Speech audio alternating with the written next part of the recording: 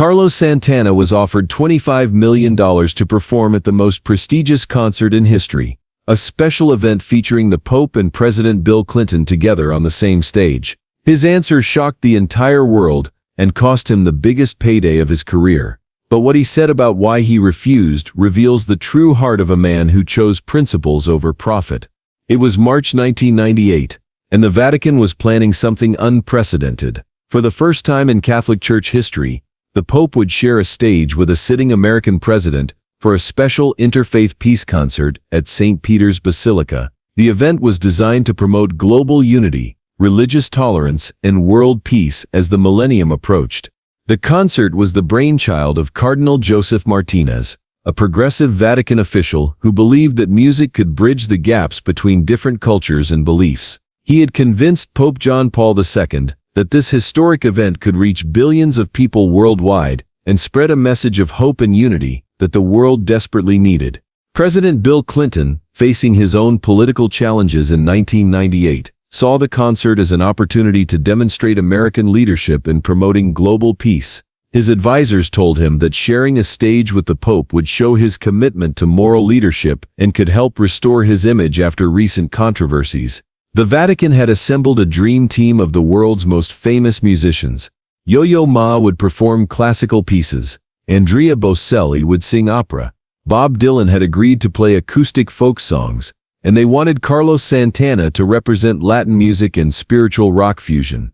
Carlos received the call on a Tuesday afternoon at his home in San Rafael, California. His manager, Dennis Leonard, was practically shouting with excitement over the phone. "Carlos, this is it," Dennis said. "This is the call we've been waiting for your entire career. The Vatican, the Pope, the President of the United States. $25 million. Global television broadcast to over 2 billion people. There will never be another opportunity like this." Carlos listened quietly as Dennis explained the details. The concert would be held on October 12th, Columbus Day, symbolically connecting the Old World and the New World. Carlos would perform 3 songs: Europa, Black Magic Woman, and a special arrangement of Ave Maria that would blend Latin guitar with traditional Catholic hymns. "The Vatican specifically requested you," Dennis continued. "Cardinal Martinez said your music represents the perfect fusion of spirituality and cultural diversity that this event is trying to celebrate. Carlos, this could define your legacy forever." But as Dennis talked, Carlos felt something stirring in his chest that had nothing to do with excitement. It was a familiar feeling, the same inner voice that had guided him throughout his career. The same spiritual instinct that had led him to make music that touched people's souls rather than just entertain them. "Send me all the details," Carlos said quietly. "I need to understand exactly what this event is about." Over the next week, Carlos received a package containing the full concert plan, the guest list, the television broadcast schedule, and the financial arrangements. What he read troubled him deeply. The concert was being sponsored by several major corporations, including arms manufacturers, pharmaceutical companies with questionable practices in developing countries, and financial institutions that had been accused of exploiting poor communities. The guest list included politicians, celebrities, and business leaders who Carlos knew represented values completely opposite to his own spiritual beliefs. Most troubling to Carlos was learning that the event was being promoted as much for political gain as for spiritual purposes. Internal documents showed that both the Vatican and the White House saw the concert primarily as a public relations opportunity to improve their respective images during difficult times. Carlos spent 3 days in meditation, seeking guidance from his spiritual teachers, and reflecting on what this opportunity really meant. He thought about the millions of dollars that could help fund his charitable foundations. He considered the global platform it would give him to spread messages of love and unity. But he also thought about the compromises he would have to make, the associations he would have to accept, and the way his music would be used to legitimize institutions and individuals he couldn't support. On Friday evening, Carlos called Dennis back. "I can't do it," Carlos said simply. There was a long silence on the other end of the phone. "What do you mean you can't do it?" Dennis finally asked. "Carlos, this is $25 million. This is the Pope and the President. This is the biggest stage in the world." "That's exactly why I can't do it," Carlos replied. My music comes from a place of truth and spiritual integrity. This event isn't really about peace or unity. It's about image management and corporate sponsorship. I can't be part of something that uses spirituality as a marketing tool." Dennis was stunned. In his 30 years as a music manager, he had never had an artist turn down an opportunity of this magnitude. "Carlos, you're making a mistake. Think about your career. Think about your legacy. Think about the exposure this would give your message." "I am thinking about my legacy," Carlos said firmly. "My legacy is about staying true to my values, not about how big the stage is. If I perform at this event, I'm telling the world that everything can be bought, that even spiritual music has a price. That's not the message I want to leave behind." The conversation lasted 2 hours, with Dennis pleading, arguing, and trying every angle he could think of to change Carlos's mind. But Carlos had made his decision, and it was final. Word of Carlos's refusal spread quickly through the music industry and then to the media. The reaction was immediate and intense.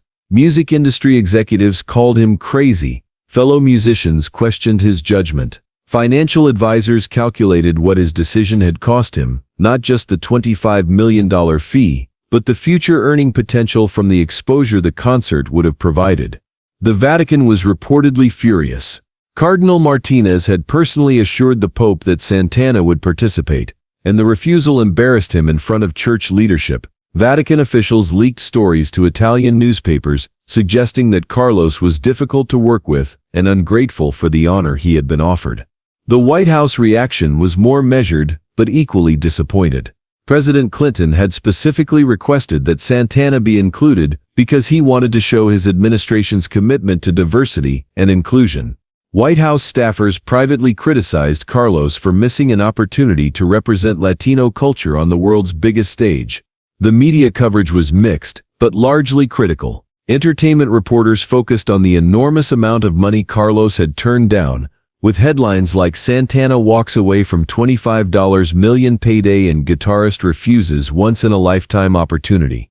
Music industry magazines published editorials, questioning whether Carlos had made a career-ending mistake. Some critics suggested that he was being ungrateful, that he had forgotten his roots and the opportunities America had given him. Others accused him of being hypocritical, since he had previously performed for wealthy sponsors and corporate events. But not everyone criticized Carlos's decision. Letters started pouring in from fans around the world, who supported his choice to put principles before profit. Musicians from Latin America praised him for refusing to be used as a token representative of Latino culture. Spiritual leaders and activists applauded his integrity and his willingness to sacrifice financial gain for his beliefs. Carlos received a particularly meaningful letter from a young musician in Mexico City who wrote, "You showed me that success isn't about how much money you make or how famous you become. It's about staying true to who you are and what you believe. Thank you for teaching me that some things are more important than opportunities." The concert went on as scheduled without Carlos. Bob Dylan performed his acoustic set, Yo-Yo Ma played beautifully, and Andrea Bocelli's voice soared through St. Peter's Basilica. The event was broadcast to over 2 billion people and raised millions of dollars for various charities. But something was missing. Music critics noted that without Santana's spiritual energy and Latin fusion sound, the concert felt incomplete.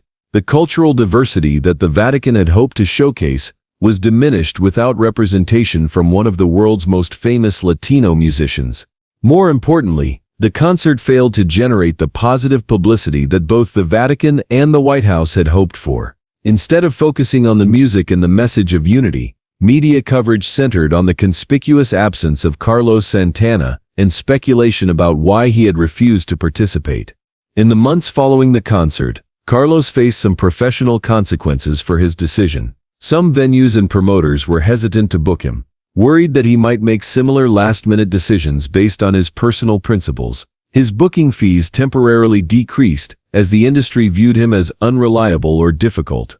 But Carlos remained at peace with his choice. In interviews, he consistently explained his reasoning without attacking the other participants or the organizations involved. "Music is a sacred language," he said in one interview. "When you use it to serve purposes that aren't pure, you dilute its power. I couldn't allow my music to be part of something that was more about politics and publicity than about genuine spiritual connection. The long-term impact of Carlos's decision surprised everyone, including Carlos himself. Rather than damaging his career, his refusal to compromise his values actually enhanced his reputation among the audiences that mattered most to him. Young musicians around the world began to see Carlos not just as a talented guitarist, but as an artist with uncompromising integrity. His story became legendary in music schools and among spiritual seekers who viewed him as an example of someone who chose authenticity over commercial success. Charitable organizations that had been wary of celebrity endorsements began reaching out to Carlos, knowing that his support would be genuine rather than purchased. His involvement in various causes became more meaningful because people knew he couldn't be bought. Most surprisingly, Carlos's relationship with his fans deepened. Concert attendance actually increased in the years following his refusal, as people came not just to hear his music, but to support an artist who had proven that he valued principles over profit. The financial impact of his decision also proved less devastating than predicted. While Carlos had given up the largest single payday of his career, his reputation for integrity opened other doors that proved equally valuable. Corporate sponsors who shared his values began approaching him with opportunities that aligned with his beliefs. These partnerships, while not as financially massive as the Vatican concert would have been, provided steady income while allowing him to maintain his artistic and spiritual integrity. 5 years later, in 2003, Carlos was approached again by the Vatican for a different event, a smaller, more intimate concert to benefit victims of poverty in Latin America. This time, the event had no corporate sponsors, no political figures, and no television broadcast. It was simply about using music to help people in need. Carlos agreed immediately. The concert, held in a small Vatican chapel, raised over $3 million for poverty relief programs. Carlos performed for free, and the entire amount raised went directly to help families in Central and South America. The event received little media attention, but it accomplished exactly what Carlos believed music should accomplish. It helped people without compromising anyone's integrity. When asked about the contrast between the two Vatican opportunities, Carlos smiled and said, "The first invitation was about what I could do for them. The second invitation was about what we could do together for others.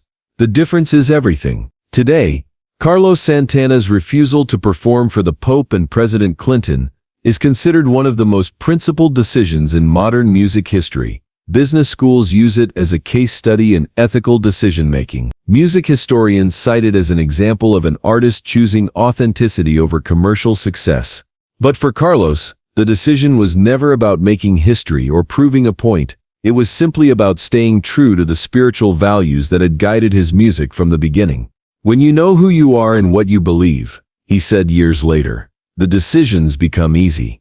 The money was enormous. The stage was the biggest in the world. But if it meant betraying my soul, then it wasn't worth any amount of money. The story of Carlos Santana's refusal teaches us that true success isn't measured in dollars or audience size, but in the ability to stay true to your values when the stakes are highest. In a world where everything seems to have a price, Carlos proved that some things, integrity, authenticity, and spiritual truth, are truly priceless. His decision that March Day in 1998 cost him $25 million and the biggest stage in the world, but it earned him something far more valuable, the respect of millions of people who now know that Carlos Santana's music comes from a place of uncompromising truth, and that no amount of money or fame could ever change that.